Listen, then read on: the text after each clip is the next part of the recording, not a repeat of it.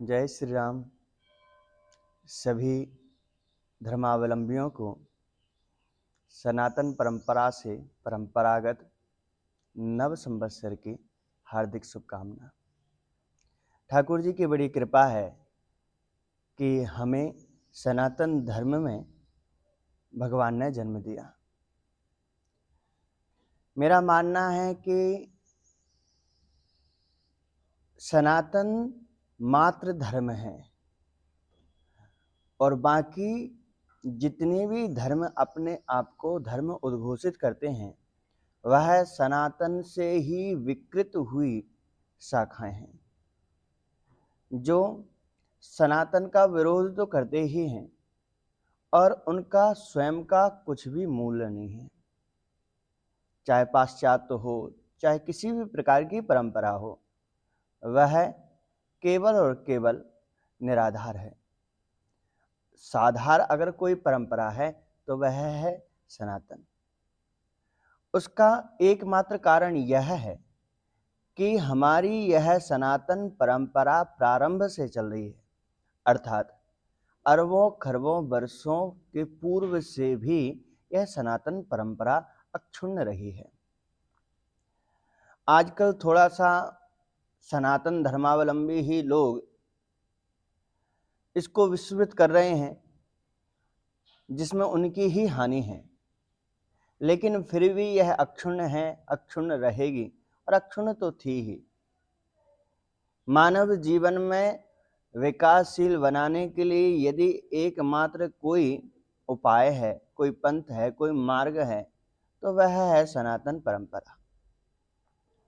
इसी सनातन परंपरा के अंतर्गत चैत्र शुक्ल प्रतिपदा के दिन हम नवीन संवत्सर मनाते हैं। जैसे कि इस वर्ष नल नाम का संवत्सर है, और सिर्फ संवत्सर ही नहीं अपितु हर एक संवत्सर का अधिपति मंत्री आदि होते हैं। तो नल नाम के संवत्सर का राजा शनि है।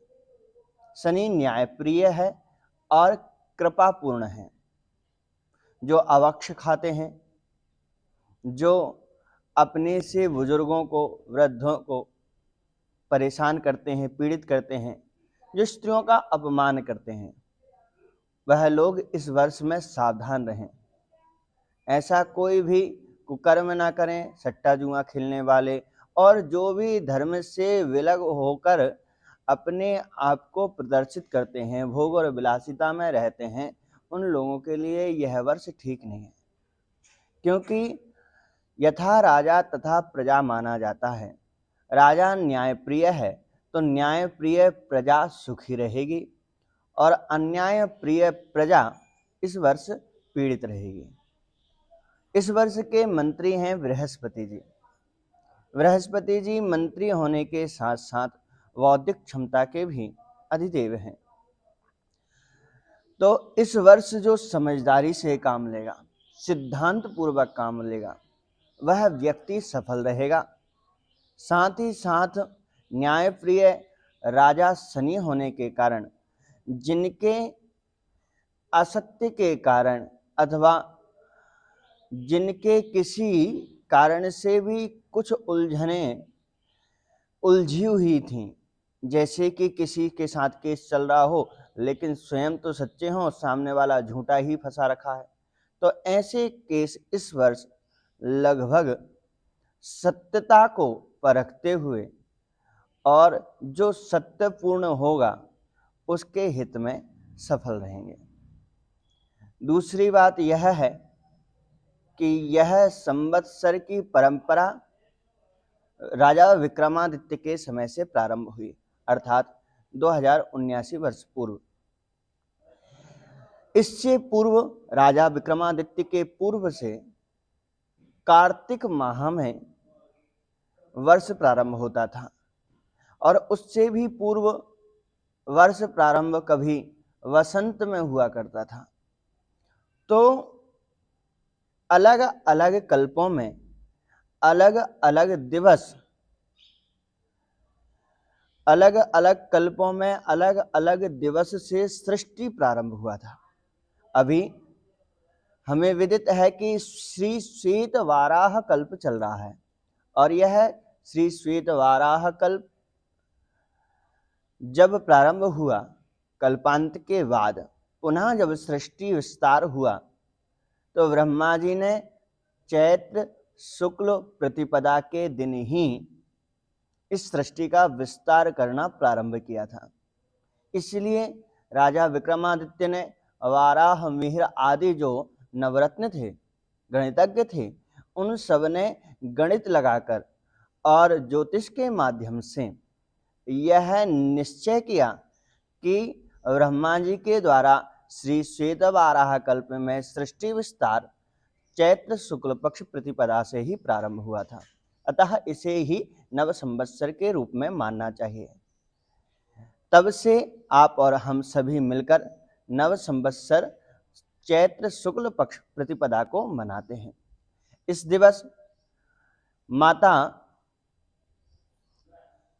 दुर्गा देवी का भी नवरात्र प्रारंभ होता है, जिससे यह बात सिद्ध होती है कि शक्ति और परमात्मा, प्रकृति और पुरुष दोनों के दोनों जो एकीभूत होकर इस सृष्टि को चला रहे हैं, वास्तव में इसी में परमात्मा प्राप्ति की निहित मार्ग प्रशस्त किया गया है।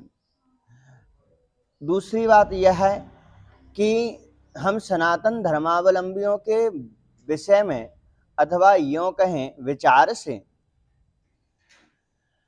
प्रारंभ शक्ति से ही होता है। इसलिए नवसंवत्सरीय नवरात्र जो एक पूर्ण अक्षर है, 9 दिवस हम शक्ति की उपासना करके अपने वर्ष का प्रारंभ करते हैं और माँ दुर्गा से, शक्ति से मांगते हैं कि हे माँ, कभी भी हमारे अंतर मन से हम हतोत्साही ना हो, उत्साहपूर्ण रहें, न्यायपूर्ण रहें और सदैव अपने धर्म के प्रति संलग्न रहें। आज का त्योहार मनाने के लिए सबसे पहले स्नान आदि करें, अग्निहोत्र करें, गौ की पूजा करें, कन्या की पूजन करें और साथ में मंदिर आदि जो समीपस्थ हो उसमें जाकर ठाकुर जी की पूजन करें। आज के दिन जिस मोहल्ले में हम रह रहे हैं उस मोहल्ले से अथवा जिस एरिया में हम रह रहे हैं उस एरिया के लोग आपस में मिलकर संगोष्ठी करें, रामचरितमानस का पाठ भी कर सकते हैं अथवा संकीर्तन करें, भगवान का नाम लें और सभी एक दूसरे से मिलकर राजभोग आदि प्रसाद अच्छा बनाएं अथवा भंडारा भी कर सकते हैं, करना चाहिए ताकि हमारी यह अक्षुण्ण परंपरा सदैव अक्षुण्ण बनी रहे। मैं एक बार पुनः इस हरिद्वार धाम से आप सभी के लिए नल नामक संवत्सर जो प्रारंभ हुआ है वह आपके जीवन में उत्साह, प्रभु प्रेम और ऐश्वर्य समृद्धि प्रदान करे, ऐसी कामना करता हूँ। जय श्री राम। पुनः नव संवत्सर की शुभकामनाएं।